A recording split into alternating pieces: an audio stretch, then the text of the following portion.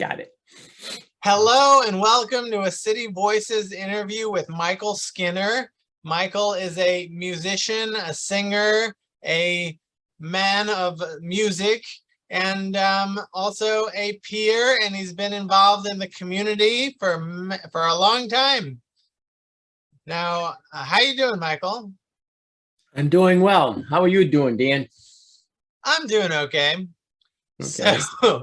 So Michael, in the next 15 minutes, can you just tell us your story from the beginning up until the present? It's all you, Michael. Oh boy. And if you want to interject and ask the question, please do. Okay. So I've been involved in this, what I call the mental health trauma abuse arena since 1993. So that's a long time. I think if I do the math, that's 29 years. I didn't come into this willingly. I think there's so many would come in reluctantly. So I was born in Boston, Massachusetts. I lived there as a baby and a little kid, so I don't recall any of that. And then, so I lived there and in Cambridge, Massachusetts, till the age of 6. Then moved up to a little town outside of the city, Billerica, and that's where I grew up. Always wanted to be a musician. You know, I was inspired by seeing the Beatles on the Ed Sullivan Show. So I learned to play the drums, went off and toured with rock bands. I made a living as a musician. I actually toured overseas for 2 years with a band in Great Britain. I lived in Liverpool, the home of my heroes, the Beatles. So I love that. That was a great part of my life. I identified so strongly with being a musician. All I wanted to be was a professional musician. So that was happening. Eventually ended up getting married, having kids, and then realizing at the ripe old age of 28 that I'm not going to become famous, if you will, as a rock and roll musician. I started morphing into representing bands, managing and booking bands, but still was playing on the weekends with a classic rock band. And so the business grew. I was very successful with that. I had employees, so I was booking and managing bands. I had a sound and lighting company. I had a couple trucks, had a retail outlet. So I even had a small record company for hard rock bands. It was independent. So I was just enjoying my life. But the snippets of my past, the trauma of my past, were always haunting me in different ways. So my way to cope as a young person was drumming, a lot of fighting, promiscuity, and a lot of drinking. I stopped the drinking heavy in the early 20s because now I'm having a wife and a child that didn't want that to interfere. Plus, I just wanted to get my head straight. Started in a few years attending adult children of alcoholics meetings, trying to get a handle on why I was, despite having a loving wife and kids and this success in music and in the business, I was still unhappy as all heck. And I can look back now and I can understand that I was dealing with depression. I just had no words for that back then. And there was no way to talk to that because all the people that I grew up with were all that macho, you know, suck it up, get over it, it's in the past mentality, which I also, I hate to say, I believed in as well. Just get over it. What happened in the past happened in the past. So when I keep talking about what happened in the past, there was significant child abuse from both of my parents. It was every form of child abuse that you can think of. And there was psychological torture with them. And they belonged to a pedophile ring. So you can connect the dots. I don't get graphic on what happened to me as a child, but there was a lot that happened to me as a young toddler, right up to the age of 15. I was the oldest of 5 siblings. This trauma, this abuse that impacted us, it caused the loss of 2 of my brothers to suicide. So there was just a lot to unravel and deal with. My other siblings were also dealing with trauma issues, being told they had PTSD. So in 1993, January, just when I think everything is going great, my life fell apart, but it was building up because a lot of the snippets of the past were coming back to haunt me. I didn't understand what a depression was because I just kept trying to work harder to work through it, doing more hiking, more martial arts, everything I could do to try to stave off this funk, whatever was going on. I started making horrible business decisions. I was letting go of clients, different things, and I was streaming down thinking that's what I need to be lean and mean again because I was too successful. Maybe I just need to go back to square one. As they say, don't make any major decisions if you're in a depressed mood. I didn't know I was in a depressed mood. And the images of the past child abuse just kept coming up more and more. And eventually, Dan, I ended up having a breakdown. What a counselor said to me years later was a breakthrough. And I liked that, but I had to break down to break through. And that was my first experience with the mental health system, the center. Went into a couple psychiatric hospitals voluntarily, and then respite places that were run by the local mental health center when things were getting too bad. I didn't need hospitalization, but I needed stabilization. And I'd go there and stay there for 6 or 7 days. So I think total of hospitalizations through those first 2 or 3 years, I think there may have been 7 or 8. How many stabilizations? Maybe double that. Started attending day treatment programs. And then I was told I'm dealing with major depression, which I didn't want to believe. And the other thing they told me was I had post-traumatic stress disorder. I'm at a point in my life several years ago, I don't like using the word disorder, but that's what they said I have. So now I've been told years later, it's complex post-traumatic stress because I don't like labels. I'm not a disorder. What was happening to me was just normal reactions to abnormal situations. So I go in to get help, again, from the mental health system, the center. I know nothing about this. I'd been doing it my way for 39 years, and it fell apart. So I said, I'm going to listen to these folks. They got the PhDs, they're psychiatrists, they're counselors. I'm going to listen to them, and I'm going to follow their advice. And some of them were really good, and some of them were caring, but they had that lens of, and again, I don't like the term mental illness. That's why I don't even use it anymore, except when I'm sharing on this. That's all I kept hearing is, Michael, you're mentally ill. You'll never work again. This is going to be the rest of your life. And by now, I'd never taken illegal drugs whatsoever. Now I was on a regimen of psychiatric drugs. Some of them were antipsychotic. I was dealing with flashbacks. I was never psychotic. I did not have schizophrenia. I did not deal with bipolar. And the things they put me on, it made me basically a zombie. It took away my heart and soul. And I remember my oldest daughter, one time sitting on the couch, Dad, come back. And I'm just in this, drugged stupor. In a few years, my wife would divorce me.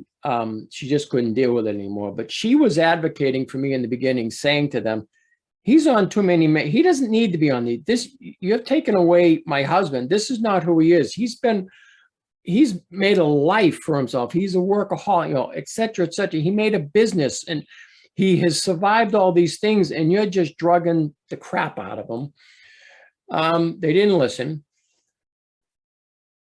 And again, all I kept hearing was how mentally ill I was. And what was adding fuel to the fire, Dan, I've been drumming since the age of 10. I think, I play the guitar and sing, and I'm pretty good at that. But as a drummer, I was really good because I've been doing it for so long. And that's how I made a living and supported a stay-at-home mom with kids and bought a home as a drummer. So really good with that. Because of the breakthrough, there was a period of 2 years I couldn't even drum. This is how powerful trauma is, depression. So when people say just get over it, trust me, what I wanted to do was just drum my way out of it, get back to playing in a band. I couldn't even keep rhythm. I couldn't keep time. Music sounded like so much noise. I can sing. I have a decent voice. I couldn't harmonize. I didn't even want to listen to music. I didn't even want to listen to the Beatles or easy listening. Everything just sounded like noise. The good news is it took time. That got better. I did drum again. I picked up the guitar. I always wanted to play the guitar and sing.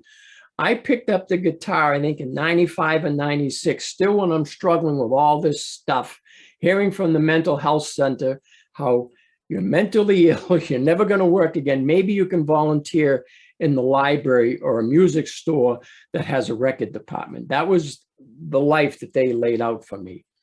I said, eventually, to hell with you, I had stronger language. What helped me in dealing to get through with this was support groups. I didn't have the language of peer support back then, but that's what it was, going to mental health support groups, even groups that were being sponsored by NAMI. I can rail against them where I don't agree with them, but there were points that were very supportive and helpful to me.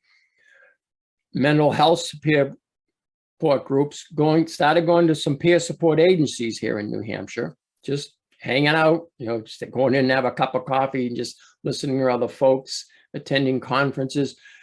But also a key component was going into Boston, going to support groups for those of us as adults who were sexually abused as children. That helped. So there was all these different groups I was attending.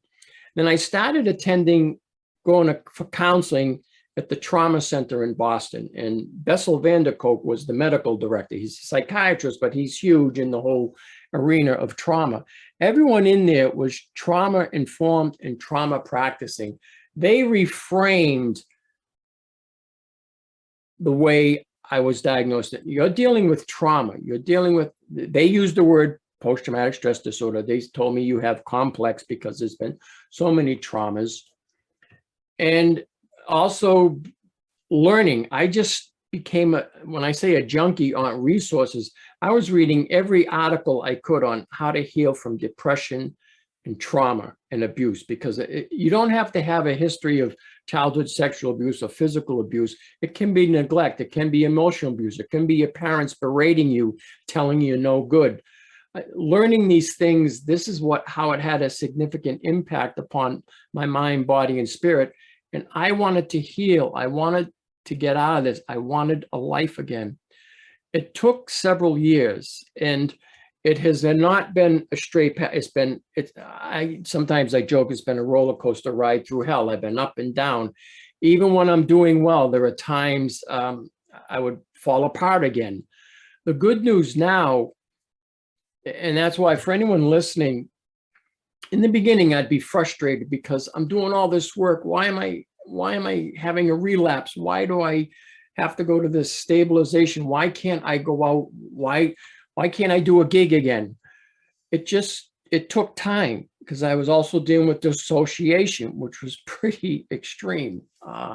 So that took time to heal and deal with it, accept that. I still deal with dissociation, but it doesn't cripple my life. I still have bad days. Stuff can still trigger me and upset me. I can go into a funk, but I have a whole wealth of coping skills. And part of it is just accepting, mindful that it's here, but it's going to go away. It's not going to knock me down. I'm not going to have to be hospitalized. It's not going to be the end of my life. It stinks. I don't like it. It still creeps in, but I've just learned to make peace with it. And I've had to simplify my life. I gig, I speak, I advocate, I write. Would I like to be doing more of that, Dan? Absolutely. But I've learned my energy, because I've also have to deal with TBIs. I've had several traumatic brain injuries that impacts my concentration, my word recall, and fatigue. So, and just dealing with, the post-traumatic, it's still there. It still comes back every now and then to bite me in the butt. And depression, I think I'll always be dealing with these things, but I've just learned to make peace with it, and they're not crippling. They're still aggravating, but I'm okay with it. I say I'm okay, but I'm not okay with it at times. But and I just do everything I can to stay grounded in the here and now. Nature is huge for that. Music is huge for that. Peer support in the mental health community, peer support, just connecting with folks like yourself, Dan, meeting you years ago, and then, you know, the correspondence, just different things, reading what you post and what other people do. I have to say, because of the trauma and abuse, peer support from survivors of trauma and abuse. So these are the things that help me. Nature, just gardening, weeding. I get a lot. Weeding helps me just to distract and get away from the crap or whatever's going on. So music, so still music, reading articles and just learning as much as I can. And I'll stop now and see where you want to go from here. Okay, what are your thoughts on this question? Why do you think that the suicide rate is so high?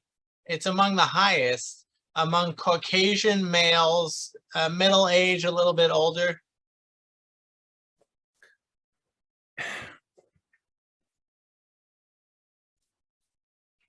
I can speak for myself, having survived a couple suicide attempts. I saw no way out. I'd lost hope.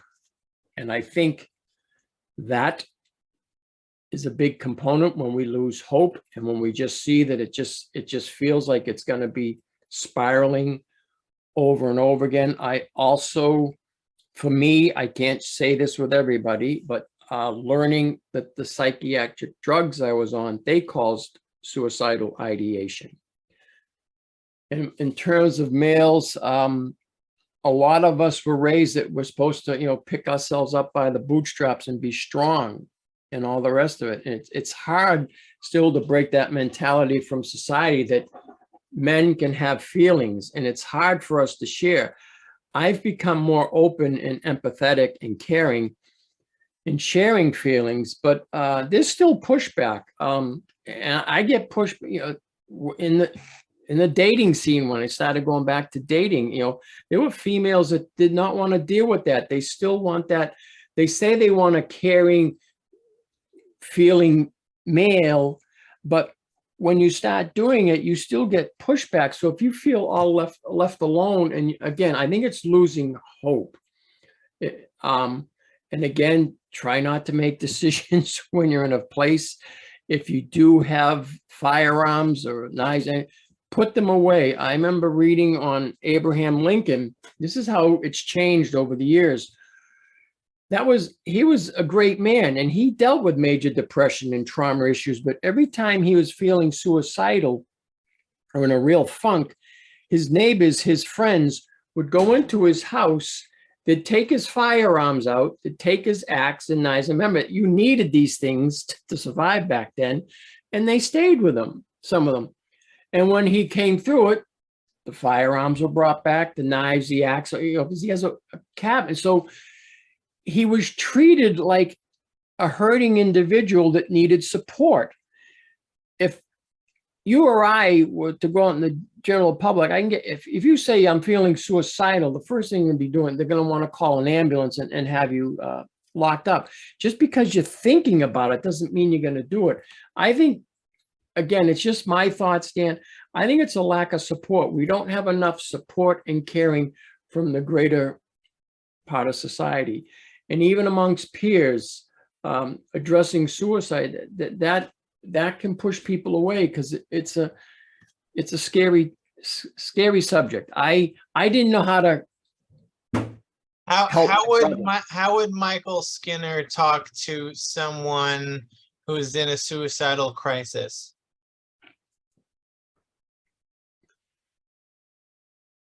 I would ask what's going on. I would try to get a conversation going, to get them to talk to me, for me to listen. What is going, sometimes just talking, it takes the power away of those dark feelings. So for me, that is what I would want to do, because there was a time I did work as a certified peer specialist on a mobile crisis team. And I was the peer, and then there was the clinician. And there were many calls that we went to that folks were suicidal. And my biggest thing was, yes, I have the lived experience, but Dan, it was really, was I stressed? Did I want to do this right? Absolutely. But my biggest thing was to just go in and just show that I care, try to be minimal with the words, and try to help encourage them to talk. What's on their mind? What was going on? What was struggling? What were the financial concerns? Now, was I in that clinician to be able to pay their bills or whatever it is? No, but we validated them as human beings, that yes, their struggles, these feelings, these thoughts, they're valid. And most of the time we were able to leave and they could stay in their apartment, they could stay in their home. Sometimes some would opt, again, would they go to the hospital, and some would go to these crisis respite apartments that they could be there for 5 to 7 days amongst peers and just chill and regroup, get their life back on track. But the biggest thing was just listening and trying to encourage that. Yeah, I think there's a lot of us struggling trying to find the magic cure to that, how to stop suicide. I can't hear you, you're mute. Now, Michael, we're almost done for this final segment.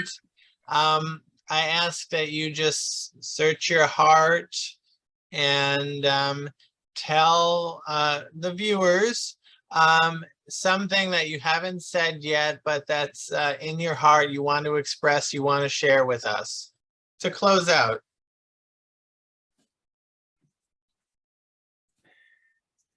Let me share these little thoughts that I read to myself every morning, sometimes during the day. I'm a good person. I'm creative and resourceful. I work hard. I'm caring of others. This will pass. Wait. The bad thoughts and feelings are untrue. Breathe, ground myself, distract. No major decision making. I deserve love, life, peace, and happiness. And finally, how would I deal with conflict or stress if this was the last day of my life? I'm basically trying to reinforce that we're all valid, wonderful human beings, and we deserve to be here, and we deserve to be loved and have community of support and have community.